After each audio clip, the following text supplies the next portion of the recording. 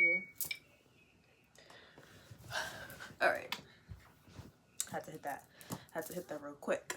Okay. Alright.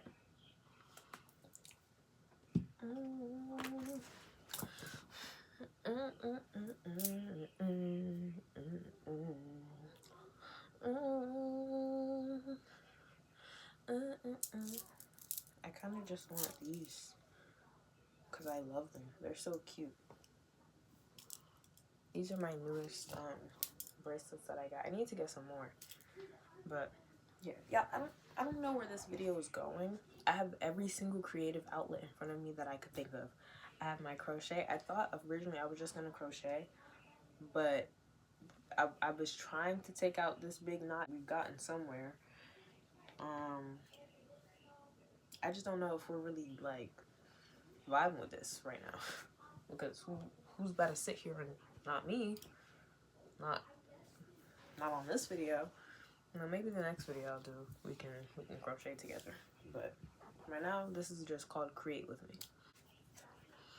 What I put inside of me, and that's kind of very interesting, because what I've been focusing on recently is making sure that my internal state is good, regardless of what the outside or the external reality says to me. You know, I was just allowing myself to sort of be present in what I'm dealing with right now. And at times, or in the past, that was so hard for me. It was extremely hard for me to be even able to sit in my own energy, because like I was okay with being by myself, but I was constantly consuming something. Like I wasn't just sitting and really like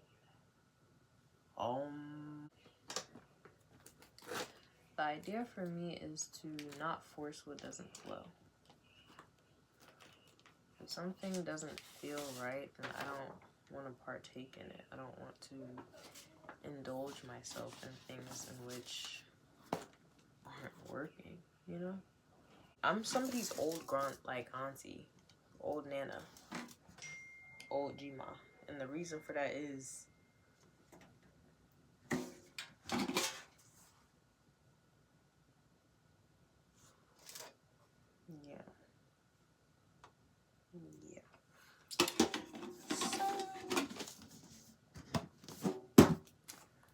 I think we will be crocheting. I'm not sure. Earlier today, I watched this YouTube video, and it kind of gave me chills because it reminded me of something I was journaling about a little while ago, which is funny. The title of the video, I believe, was The Power of Anime. And it's crazy because when I finished The Untethered Soul, was right around the time, the book, The Untethered Soul, was right around the time. Who is this man? Was right around the time that I had gotten into this spot where I was finished I was like really deep in the Full Metal Alchemist, and I had just got done watching Vinland Saga, like freshly just finished Vinland Saga.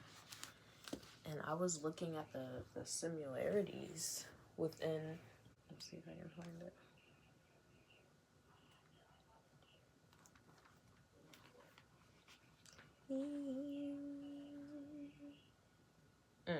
October 24th. Untethered Soul, Michael A. Singer. Throughout my reading of this book, I've noticed many similarities within what it takes to know self and anime. I know. But hear me out. Typically in anime, the main character has to work on their Sorry, I'm getting distracted by that cellular device and I had to throw it. For real. Where are we right now? I'm right here. I'm right here with it though.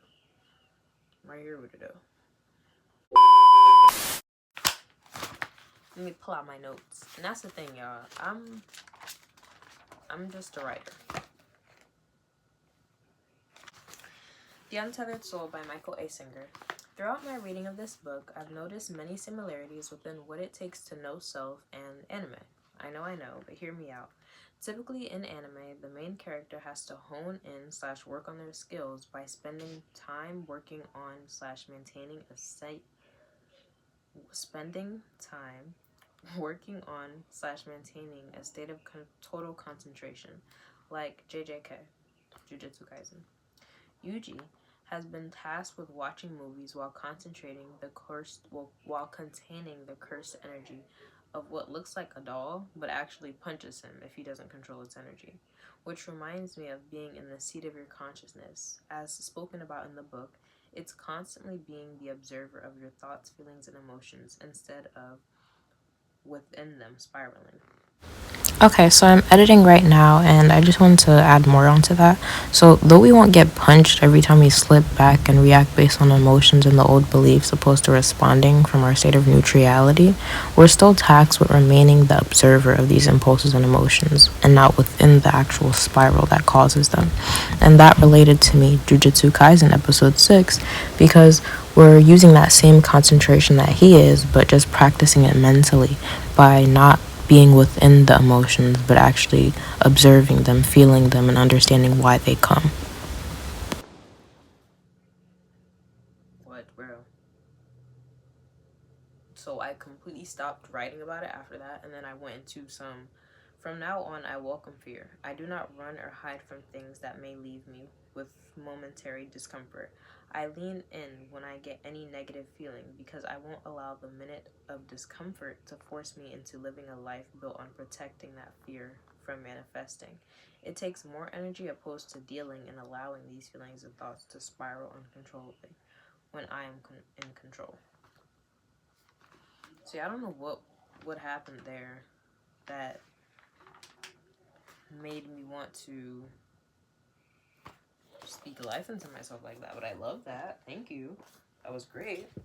Yeah, in the Untethered Soul, he talks about how a lot of the experiences, a lot of the experiences that we hold on to, good or bad, just create an emotional blockage within us. Like it stops us from allowing things to pass within us and pass through naturally because you're holding on to even if it's a good experience, you're still holding on to it. And if it's a negative experience, of course you're holding on to it and it's like ruminating in your mind. If you're holding on to a good experience, you may have this idea that you won't be able to do that, or you won't be able to make that in actuality, make that thing materialize in the real world because you're like having some fear or something. But in reality, the reality up here is all that matters. And holding on to things is only creating more blockages. It's never helping you, like ever. There's nothing positive about letting the effects of yesterday affect your today. Absolutely nothing. Absolutely nothing. Absolutely nothing. Absolutely like nothing. Nothing at all good comes from that. So, spending time with self and sitting down and really realizing that every experience you have is simply that, an experience.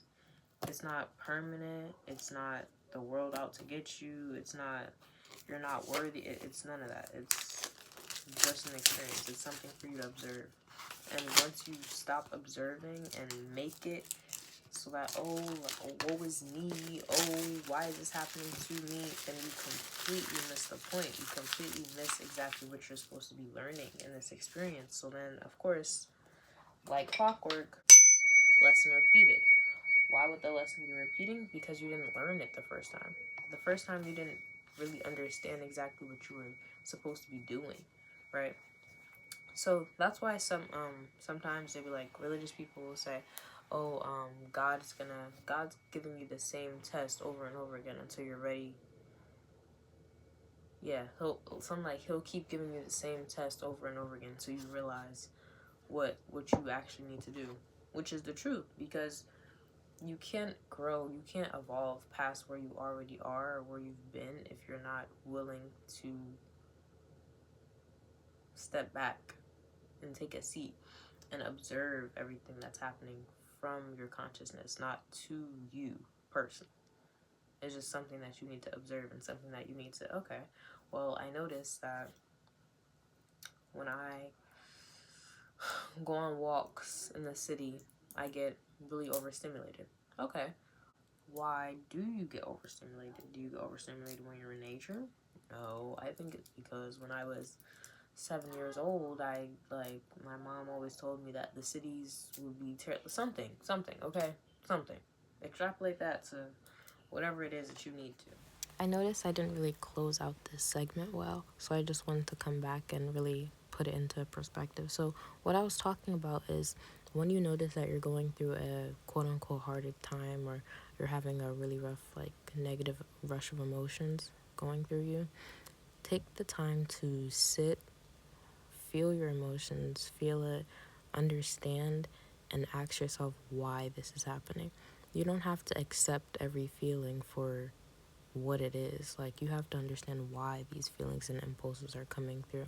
So once you notice it, it's the perfect time for you to sit down, write down, and really basically have an interview with yourself of, why did this affect me? That's what I was talking about in the end of this video.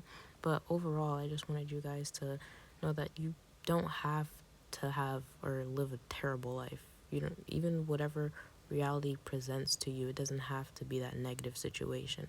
You can find the good in every single thing. Everything has a positive. Everything. It may not seem like it, but there's always a positive out there. So remember to observe and sit back in the seat of your consciousness. I do recommend reading The Untethered Soul, The Alchemist, books like that really get you thinking and help you ponder within yourself. And yeah, hope you guys have a great rest of your day, night, morning, wherever, what time. And yeah, love you guys.